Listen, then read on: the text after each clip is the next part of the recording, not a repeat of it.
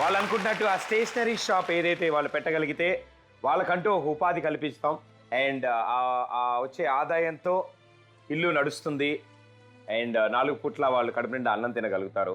ఆ stationery shop ఆ college దగ్గర పెట్టగలిగితే దానికి కావాల్సిన సొమ్ములో 60,000 రూపాయల్లో మొదటి ప్రయత్నం చిన్న కూతురు పూజ 10,000 రూపాయలు సంపాదించింది.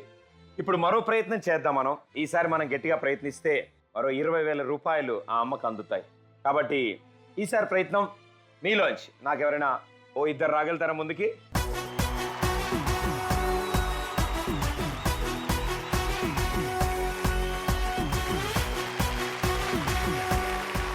ఓకే, సో మీరిద్దరు ముందుకు వచ్చారు.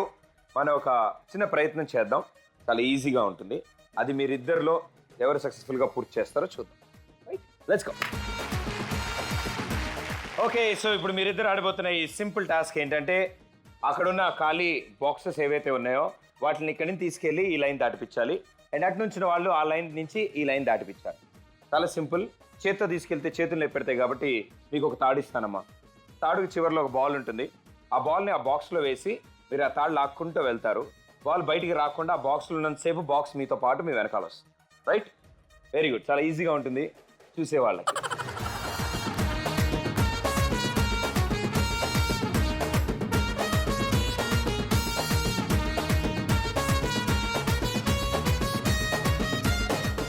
మీ దగ్గర ఉన్న 5 బాక్సుల్ని ఎవరైతే ముందు ఈ లైన్ నుంచి ఆ లైన్ షిఫ్ట్ చేస్తారో వాళ్ళే గెలుస్తారు. Right, 3, 2, 1, go.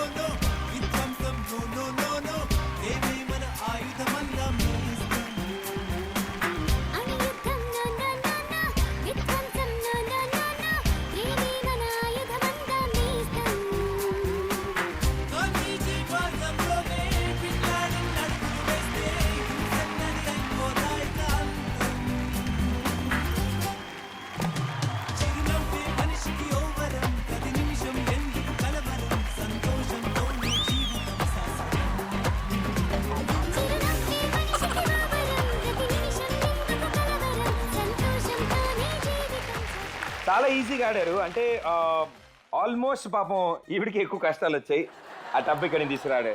సో ఇది చూడగానే నాకు తెలిసిన ఏకైక సామెత ఒకటి ఉందమ్మా తెలుగులో. వెనకాటికి ఒక అంకులు సముద్రం అంతా ఇదిండంట.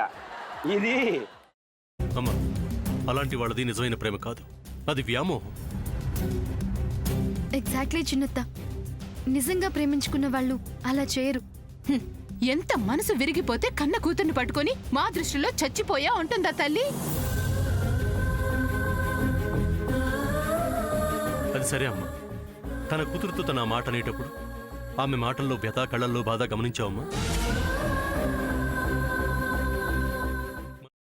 పెద్దబాబుకు బర్త్డే విషెస్ చెప్పు కూడా వెళ్ళాం కదా.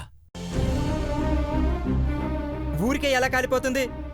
మంట పెడితేనో పడితేనో తగలబడుతుంది.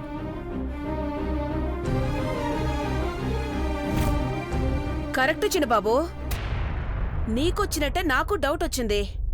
పార్వతే షర్టును తగలబెట్టిందనుకుంటా.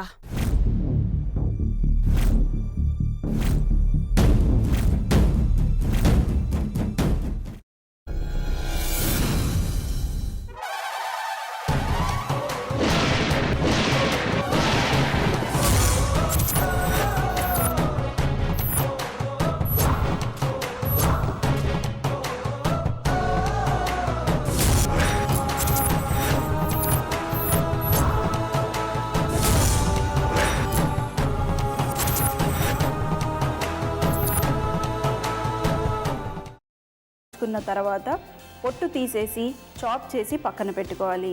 ఒక ప్యాన్లో కొద్దిగా నూనె వేడి చేసి అందులో ఆవాలు, మినప్పప్పు, శనగపప్పు, కరివేపాకు, సన్నగా తరిగి పెట్టుకున్న ఉల్లిపాయలు వేసుకుని 1 నిమిషం పాటు వేయించుకోవాలి. ఆ తర్వాత కాల్చి కట్ చేసి పెట్టుకున్న వంకాయని కూడా అందులో వేసుకుని బాగా మిక్స్ చేసి బౌల్లోకి ట్రాన్స్ఫర్ చేసుకుని అందులో తగినంత చిక్కటి పెరుగు లేదా పల్చటి పెరుగు వేసుకుని మిక్స్ చేసి అన్నంతో కానివ్వండి, చపాతీతో కానివ్వండి సర్వ్ చేసినా చాలా బాగుంటుంది.